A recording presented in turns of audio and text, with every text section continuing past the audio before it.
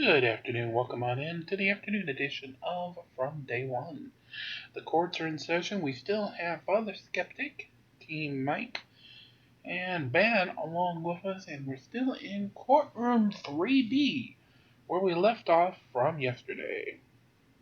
But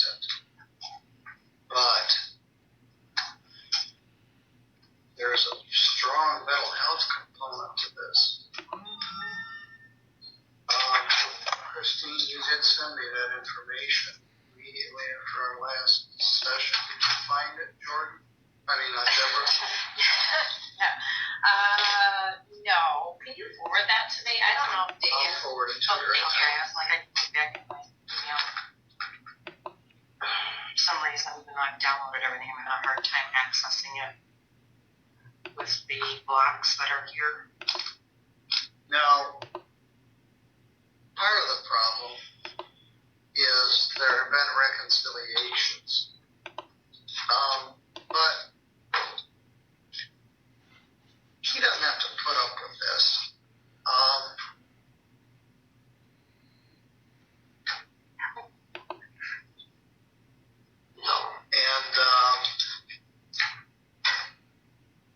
But she has what we can see.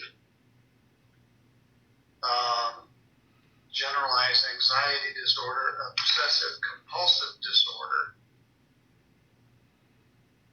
Dick, behave yourself. Stop making comments that I can't post but are funny. Bipolar 2 disorder and post-traumatic stress. We're seeing obsessive compulsive disorder here. She's not Thank you, Neil. prone to commit crimes, but she's got this obsession. Mr. Valentine in Three Rivers believed that he was the owner of the Johnny's gas station, and he kept going in there telling people how to do their job, and he believed he was the owner of it, and we couldn't. They called it a baseline delusion. That would be fun. Her baseline delusion is that somehow this relationship is going to get back together.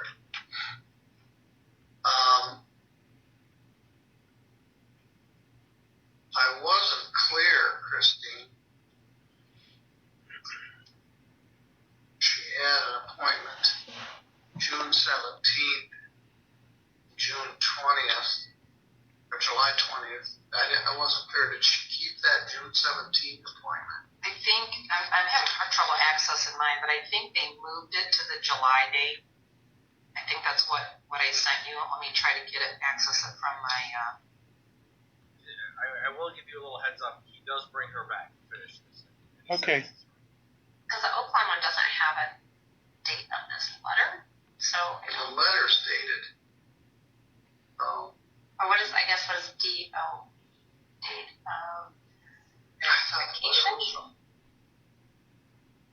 Maybe it is. So that was. I thought it was 21, but no, I don't know what the date of that letter is. I think it might. Receiving services since July. Right. I think this might be like a date of verification, DO 5/19 of 22. And saying that she's had care since July of 21.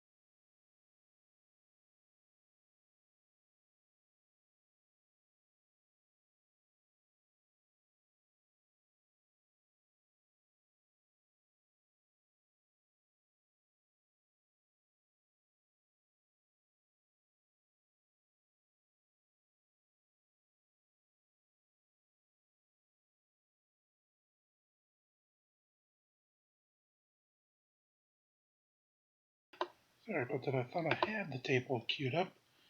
I think I got the splices fixed. Back to the tape. Why don't you bring it back in? You want the cups left down or no? You can take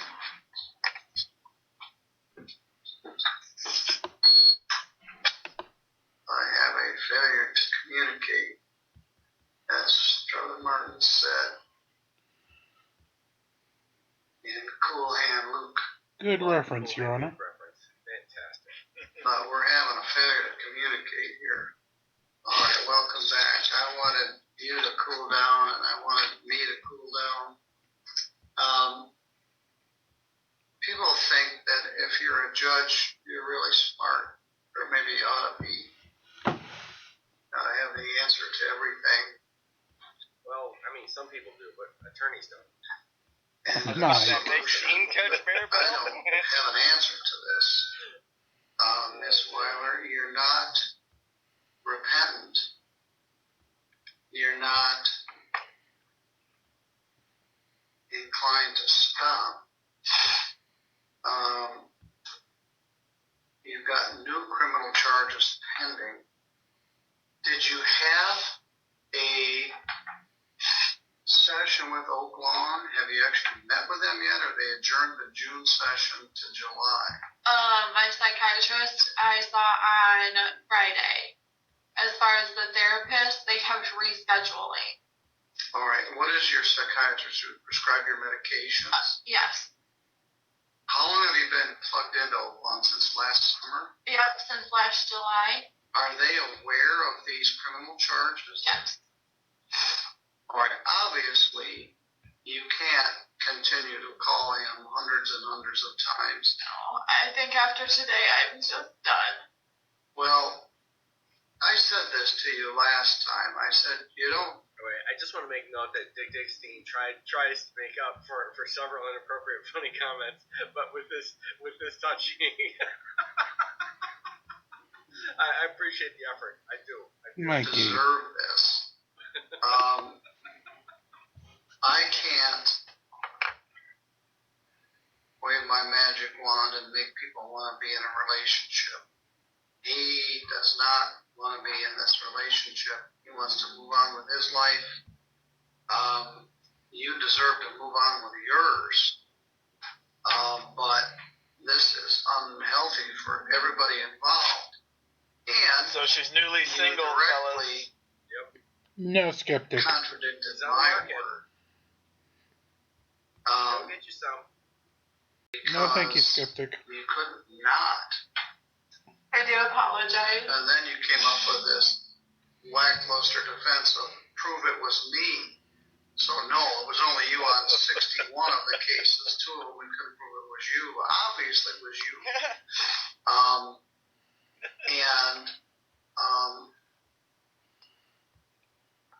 And so the target's over here, and you're focusing over here.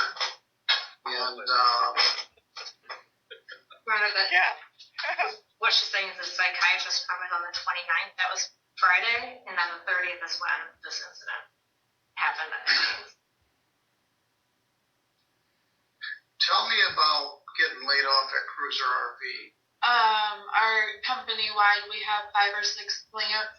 Okay, when he said that, I literally thought he said tell me about getting laid, and he goes off like Mike. that. I'm like, whoa, that is not like Judge Middleton at all. It threw me. A major layoff. My plant, the new plant, had 57 people. They laid off 30 people and left them with 27. How long have you been there?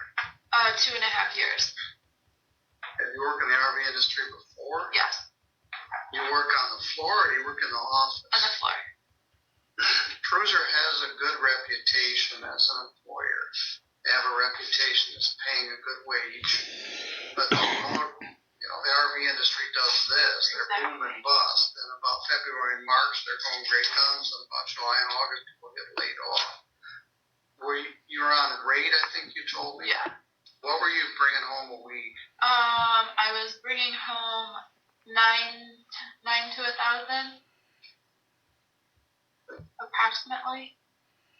And are you going to be on unemployment? Yeah. Do you expect to be called back? No. So you think you've lost the job? Yeah. Why is that? When they laid everyone off, they told them do not expect a call back. Debbie. Well, that's too bad. And lots of love in the chat, as usual. Debbie's here. When I asked you what was up with all these phone calls yesterday, you said my heart is broken and I felt like I had to do it. So you weren't at that point worried, A, about law enforcement, or B, me. So how do I get you to leave him alone? I definitely think that I need to go to therapy. They just keep canceling. Maybe some type of anger management, which I did check with Oaklawn and they don't offer anything like that. So it would have to be somewhere else. Well, I have an anger management program specifically for women. I hadn't thought of that, but that might be a good fit for this. I have my own. I started it when I was prosecutor, and that's been more than 20 years ago. But women have different issues than men, and I started the domestic violence treatment program and the men's anger management. But I don't say I had a lot of the people that were involved in it, but we started a anger management program for women. And I've never talked to one woman that didn't think it was worthwhile. So you certainly got anger. But you are stuck in a closed loop.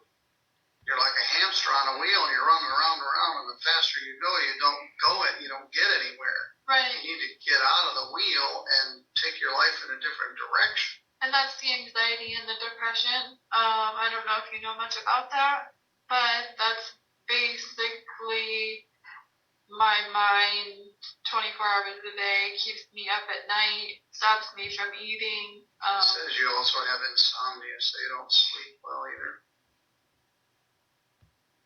Your Honor, Mr. Moody, I think it's unless you want to. All right, Mr. Moody, what do you want to tell me? Sir, I just want my life back. Like, if she wouldn't keep harassing me, calling me, driving by, harassing every one of my friends, like, it wouldn't have been a second time. She just wears them so much, day after day after day after day. I just get tired of it. And the promises that she gave me, I'm just like, all right, as long as all of this stuff stops, I'll try it. And that goes on for about 3 weeks or so, and it's the same stuff, and then I'd rather take all the harassing and all that other stuff that she gives me. Like, she's contacted every person that I've ever been in contact with, and just to harass them, trying to get me not to be friends with anybody, trying to get them to turn on me. It just don't stop.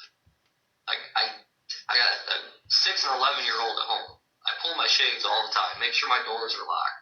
She used to beat on the windows and doors. I had to just take my kids. I'm like, no, she'll leave. Just wait.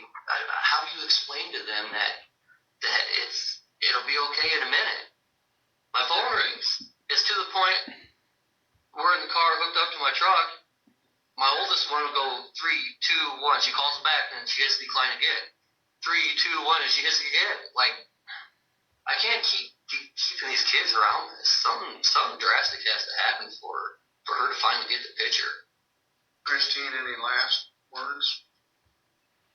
Well, I don't think Catherine's suggestion of the anger management, I don't think that's a bad suggestion by any means. The only concern I would have is just from past clients is when an opening is and how soon it gets started. Well, she certainly needs her other therapy. She does. That goes without saying, right. But I don't think it's a bad suggestion either. No. And even, and I'm saying this is a domestic violence issue, I'm just saying maybe the domestic violence review, some kind of a women's group for like support to talk.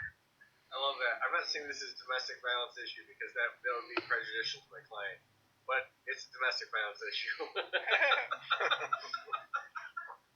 I mean, this is a position we get put in as attorneys. No, I thought it was funny the other day. I was watching a judge, and I think it was Judge Simpson, and the attorney was like, I don't know if I can ethically argue for revoking a bond for my client, because the reason why the bond was being revoked is because it was actually being revoked in his benefit. That he was actually going to get time served for some money that he owed to the courts, which was keeping him on another matter. So they were like, look, the defense attorney knew it, and he was like, look, maybe it's just best we leave this guy in jail for 2 days and let him take care of all these other matters. And the guy was good with it, and when he said that, he was like, I don't even know if I can ethically argue for keeping my client in jail. He goes, well, you kind of just did, So it was an interesting argument. In those positions. Yeah, he was. They're absolutely awkward, and that's what you do. You just express it honestly. Is the best you can do. Yeah, at face value, it appeared as if the attorney was going against the best needs of his client, but when understanding the the dynamics of the case, you realize, well, he's really doing the guy a huge favor. So even if on the face it looks like he's doing him, he's being shitty, really he's helping him out, and the judge accepted it. So, and the client wanted it. So I mean, hey. Her through in terms of relationship. I don't know. Does a lot of that. Yeah. Many of the women who are in anger management have been victims of domestic violence. But even just a relationship kind of counseling them. The do's and don'ts, I guess. I don't know. I mean, she knows what they are. She just can't stop. Yeah. Are you taking all your medication as prescribed? Yes. I have 2 counts. Malicious use of a telephone. This doesn't seem right. Were you in jail from June 9th to June 23rd? No, I thought the paperwork looked funny too. How long were you in jail? Just overnight? No, I was only in jail for 4 hours. Yeah, we made arrangements for her to turn herself in, and then the magistrate, we did an arraignment that morning. Right, by the malicious use of a telephone, 1 day credit, 1 day. We're going to do the probation and stock. I'm going to do a 24-month probation, which will actually end up being 12 months. Fine is 0. There's a $75 crime victims' rights fee, $50 state minimum fee, $960 probation oversight fee, which will probably cut in half to $480. I want you to have no contact with Richard Moody. There was a restitution requested too. How much is that? Sorry, did you know what that amount was? That's for the broken fence? Yes. That charge was dropped, I thought. I'm sorry? I thought that charge was dropped. The charge was dropped. They were going to be paid for the repair of the fence.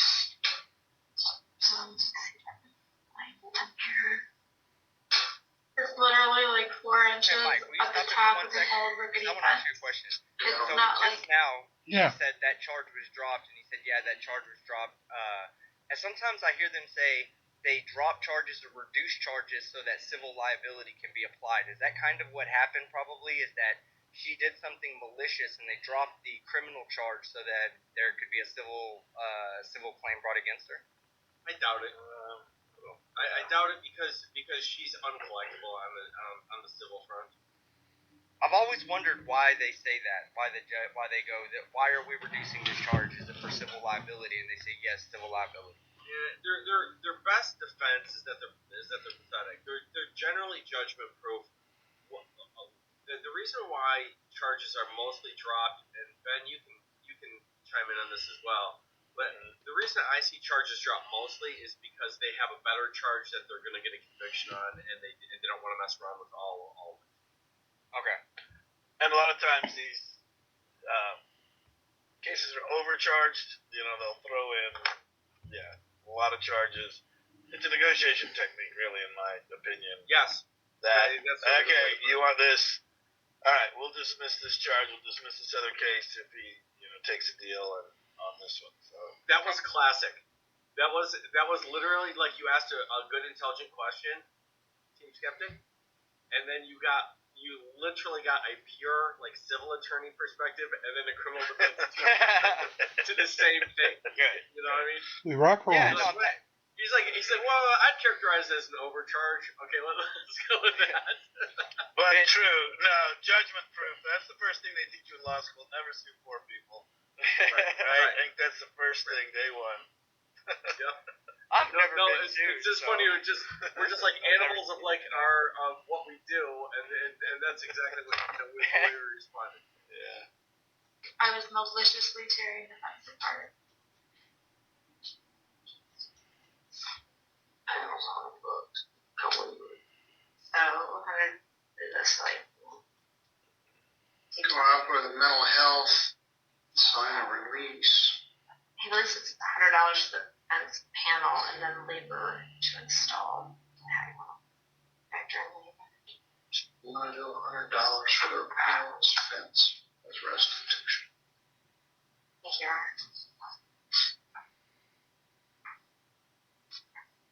This stalking charge is punishable by up to a year in jail. You're in contempt of my direct order to not contact him. You spent 4 hours in jail. You're going to spend 2 days in jail. You're going to jail right now for 2 days. And you're going to understand that I'm serious about not having any contact. And if you continue to have contact, then the sentence will just be jail. But you, to some extent, you're right. You have a series of mental health issues which are causing you to behave this way. But it isn't a free pass. You don't just get to keep ruining other people's lives because you're upset and obsessed. And I told you directly from here to there not to do what you just did. So this will impress upon you that I meant what I said. If you continue to have contact with him, we might as well not do a probation. We might as well just do jail. You need to continue to take all your medications as prescribed. You are fortunate that you've already got a course of treatment with a psychiatrist and therapist. The problem is right now your income is going to be cut dramatically because of your layoff. And I don't know what, bringing home $1,000 a week is a pretty good paycheck. And I'm sure you've got car payments and house payments, a light bill, and that sort of thing that everybody else has. You can't do this. When you get out of jail, today is Wednesday, you'll get out Friday. I want you to come up here to the courthouse. Now, your car is here. Yeah, it's my brother's vehicle. Is there somebody to come get it? I can contact them. Yeah, we'll let you do that. And they can pick you up at the jail on Friday. Do you know what time? Right about lunchtime. I know Do someone you should have a car of your own? Yes. A Chevy Cruze? No, I don't have a Chevy I don't know Cruze. why I thought that. What do you have? I have a Jeep Wrangler. All right. Your Honor, as part of the no contact, because Mr. Moody lives on basically a side street that there's really no. Yeah, he's into 2 streets, about a quarter mile long. Can we have a prohibition on her driving on his street? Sunfield. Sunnyfield. Thank you. Used to know a girl named Marcia who lived on Steinfield about 50 years ago. Your Honor. I don't know if we should be dropping Marcia references right here.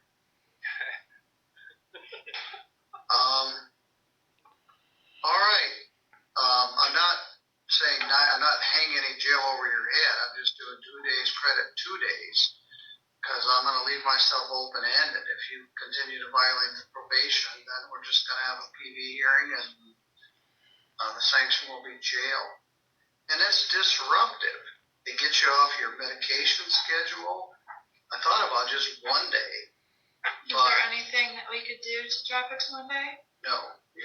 No. But 30 days or 60 days or 90 days is really disruptive. You lose your ability to make your house payment. Somebody's got to look after your house, pay your cable bill, take care of your pets. So putting somebody in jail is a big deal. I don't just do it willy-nilly. It disrupts people's lives. But I want you to understand that I meant what I said, and you didn't seem to get the message. All right, when you get out of jail on Friday, you come back here to the courthouse, and the probation staff will meet you and get started on this. I'm going to also do anger management with a question mark. Thank you.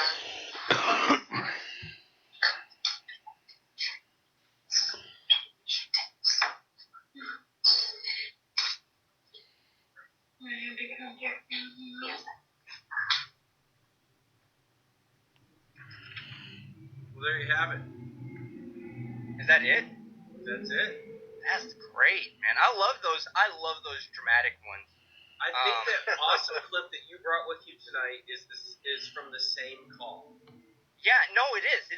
When he said, I remember him. I skipped it because I didn't realize these in-persons could go this good as well. So I always skip the in-persons. But I caught him as I was skimming through the court when he goes, "The target's over here, and you seem to be aiming way over here." Yeah. You know, when he said that, I remember hearing that, and I was like, "Oh man, I missed this one. I got to start watching the other ones. You know, like the in-persons." But hey, Skeptic, Ben Bateman, Team Skeptic. Ben, what's good? Hi. How are you? Nice to meet you. Skeptic. I am the mental midget in the law tube world. So if I ask you Or the mental midget. Sharp guy. We all are compared to Mike. I get it. He That's casts why I a feel that long way. shadow. Hey, I get it. Mike, I have another video. What are you laughing at? It's true. Wait. Ben, I want to ask you this question. All right, because people are going to ask you. First of all, tell us anything you want to say after the sentencing of Kim that you just want to get off your chest. Just lay it on us. Oh well, I don't know. I'm glad that it's over. Kim is not a total monster. I will say that. You know. Yes, she is. I don't He's been on my totally channel. hate him. He seems entertaining. You know, he is. He's got good sides and bad sides. I mean, he is a complex character. So Ben, can I ask you a question? That character that he has when he's in court that we all get to see because that's when the cameras are on him. Outside of that, when you're just talking to him in a normal setting, maybe not when you're just doing the lawyer-client thing, but in a normal setting, is he the same way? He is. Now here's the thing, like when he disagrees, like when we have disagreements, he won't it's not like there's a few times when basically I couldn't get off the phone. Like I had to just I had to lose my cool and just say, I'm done. It's over. You've said the same thing over and over, and I have to hang up. I have to leave. Like the phone call goes on for an hour while he's arguing with me about. There was an issue at the beginning. It's a couple months ago, or about a month ago, and I was just like, no, I disagree. Reasonable people can disagree, and it's just like, no, you're not getting it. You're not understanding. It's like, no, I get it, and I disagree. I'm not gonna do that. And it just keeps on and keeps on. So yeah, and it just you will see if you go back and look when he started going, because we did meet. When was it? Tuesday in my office, and he was mentioning that when the judge, we brought up the fact the judge had the unclaimed property. I'm like, please do not mention the unclaimed property. Don't because he goes and looks it up. And because here, the judges, and I think now they just passed a law like the public defenders and some of the prosecutors can mask their names and addresses on certain public records. And so it's kind of like a loophole to go on the unclaimed property, you look them up, and you find their name, and they've got an address associated with it. And I don't know if you heard, it's like, this isn't a winning argument for trying to get probation. This is a sentencing hearing, right? Yeah. And he was like, no, I disagree. We have to bring this up because they are, these are judges, and they're purposely derelict. And when you heard him bring up, like, the Kavanaugh, the guy that tried to assassinate Justice Kavanaugh, had his address. And I'm like, no, don't talk to, this is, this Judge Levitt is the person who decides whether you're going to prison or not. He's bringing it up. If you look at that, I don't even hear it. I was like, Kim, this isn't helping. I was like, Kim, under my breath, I'm trying to tell him, stop. You'll see at one point, I lean over, I write down on one of his papers there. You'll see me lean down when he's going after her, saying, I can't believe that. Oh, and so he brought up the fact to her, this is your old address that's on. So it's like, not only do you know it's their address, it's their old address, and that who's ever living there is endangered if someone wants to come. And I was like, no, Stop with this. So that yesterday, so you'll see me lean over, and I write down on his papers like, this is not helping you. You'll see me like that. So that was a little, inside baseball, I guess, because this issue came up earlier.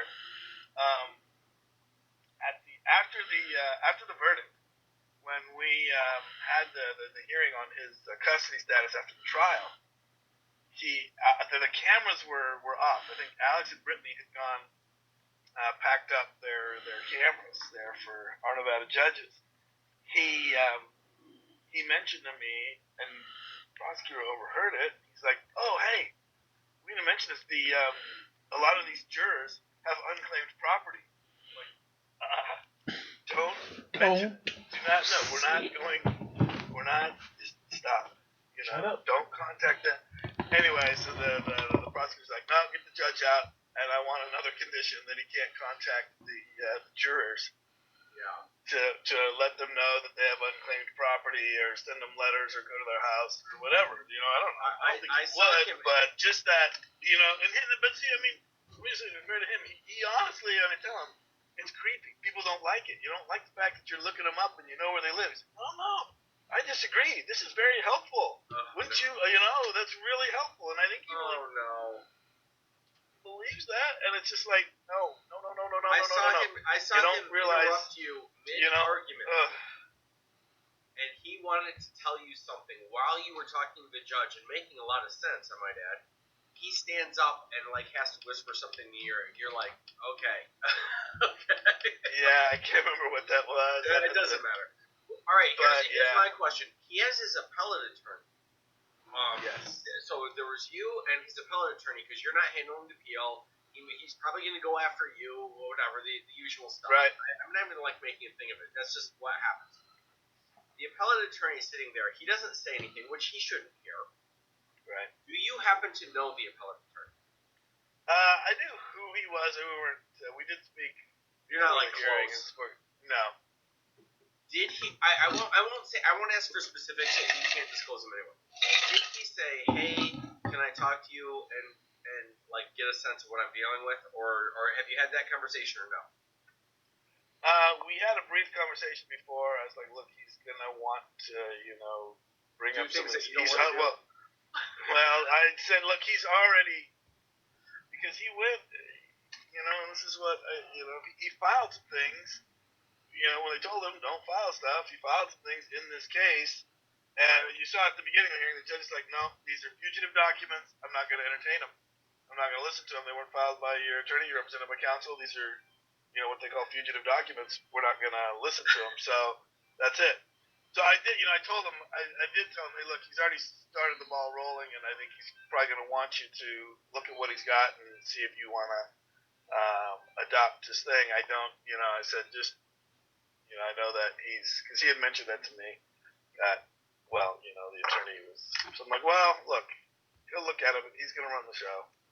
So, yeah, I did speak to him briefly, but I think he got a good idea there at the sentencing hearing. Oh yeah, he got a good taste of what's going on at the sentencing. Well, he kind of, I don't think he realized what was the stake. I think this is just like I think he thought it was a regular sentencing because he was there, and I think he's the one that got up and said, "Hey, can we call, whatever?" I think we're on page 14 of the docket there. He's like, "On page 14, hey, can we call this case?" I didn't see Mike Dickerson. I didn't see that he was in there, and I had bumped into Melanie, the other prosecutor at the courthouse, and she had said, "Look, I think we're probably going to just wait till towards the end of the calendar, because we have a really big calendar that day." Well, anyway, he's the one that got up and said, "Hey, can we call this?" Because he didn't want to wait around all. We had basically understood and planned that we were gonna like go last or try and go. So he's the one that said, "Hey, Judge, can you call the Blandino matter?" Well, she immediately like got into the okay. Well, you know what? This is the times for sentencing, and we're going forward. I don't care. You know, if you're substituting in, I don't think you caught that on the thing. She's like, if you're substituting in, you need to be ready to go. I was like, Judge, no. He said, I'm here. I'm doing the sentencing. He's going to be the appellate attorney, you know, from the Office of Appointed Counsel. Oh, her demeanor totally changed. Oh, okay, great. You know, come on in and we can start now. But yeah, I think he's going to have his the inside baseball that I don't think people understand. And I certainly know Kim doesn't understand. And I like Kim. He's been on my channel a couple of times. Yeah, he is, Mike. I talk to him. We get along in a way. He does some crazy stuff. But a big part of why he's not in jail right now is because Judge Levitt appointed you against your will. She didn't want to bang you. There's nothing wrong with anything that I'm saying, but she respects you, and she didn't want to bang you after she appointed you against your will.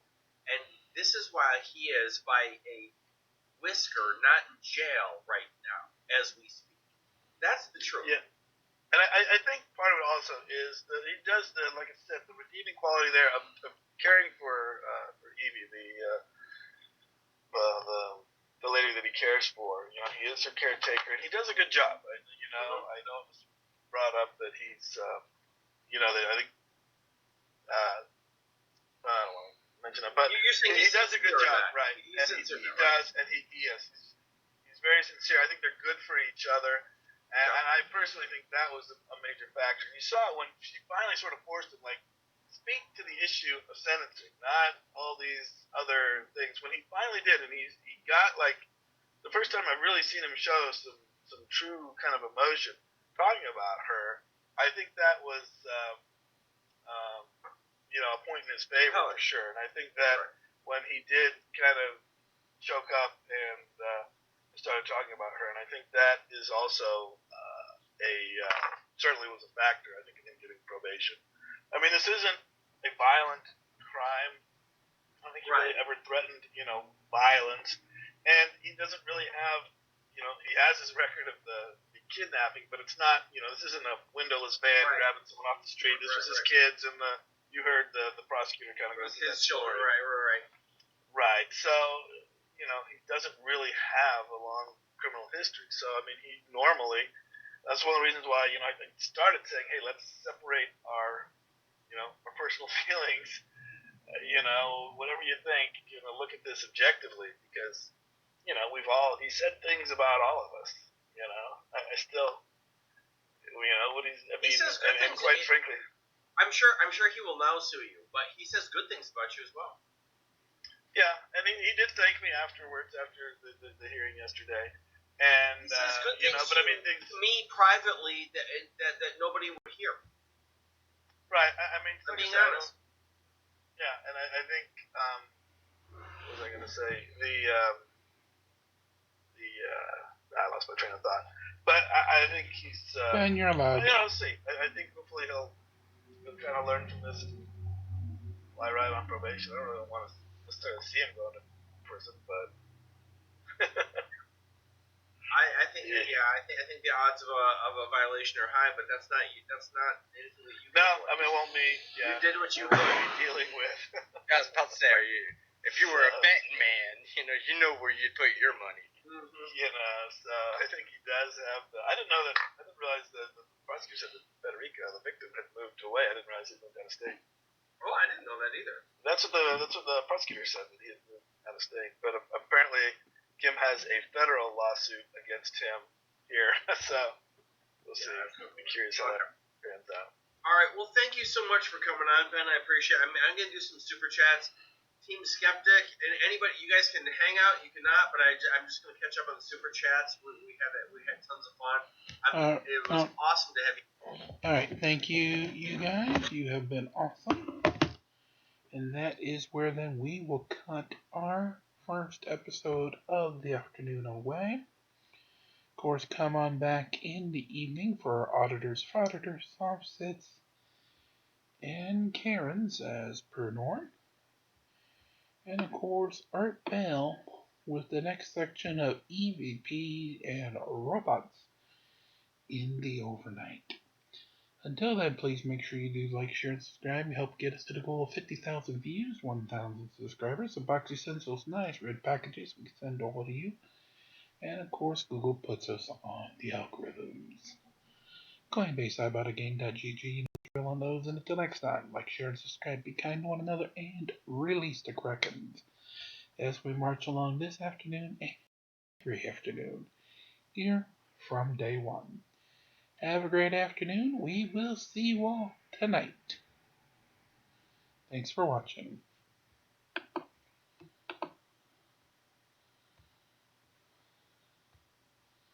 And as always, like, share, and subscribe.